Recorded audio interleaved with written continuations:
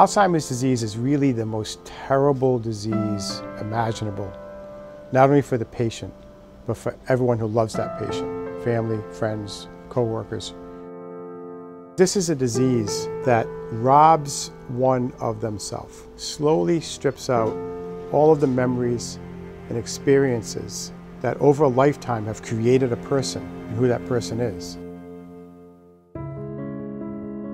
We know the clock is ticking for families. We know the clock is ticking for the population. This disease is becoming a major epidemic. The fact is that we will need therapies to prevent and treat this disease effectively sooner than later.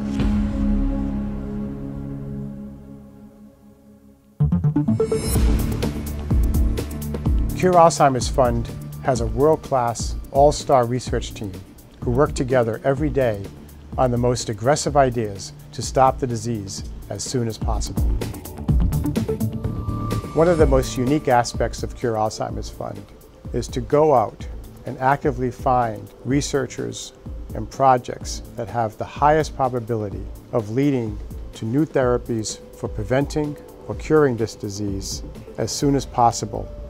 Some of the researchers we choose are those that have been in the field for decades with hundreds of papers published already on this disease. Some of the researchers we choose are not in the field of Alzheimer's.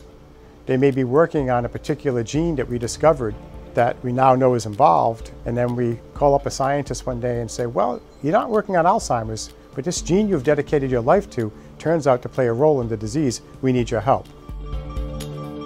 We can find the best science going on in the world, not waiting for it to come to us. Our goal has always been to put together a team of the brightest and best Alzheimer's researchers in the world. And I would say so far we've done really a stellar job at doing that. We're very proud of our research consortium members and all of our grantees. Cure Alzheimer's Fund has always chosen to support as many high-risk, potentially high-reward projects as possible. That if you have a good play drawn up, it's okay to go for the 80-yard pass.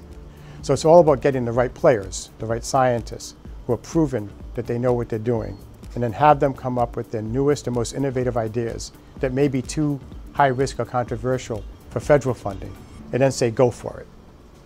And it's paid off. If you look at the papers that have been published with Cure Alzheimer's Fund support, they're breaking new ground in the field. They're teaching us how the gut microbiome affects the brain. They're teaching us how what was considered junk in the brain, amyloid plaque, may actually play a role in defending the brain. In the beginning, Alzheimer's in a Dish was a high-risk project. Now it's mainstream. Labs all over the world are using it. It's becoming a common tool. Many of the projects that have led to the greatest advances over the last couple of years were funded by Cure Alzheimer's Fund, and at the time were frankly considered on the borderline of crazy. The goal of much of our research is to identify the disease at its earliest stage, way before there are symptoms, and stop that pathology so that in that way you stop the pathological form of Alzheimer's from moving to the symptomatic form.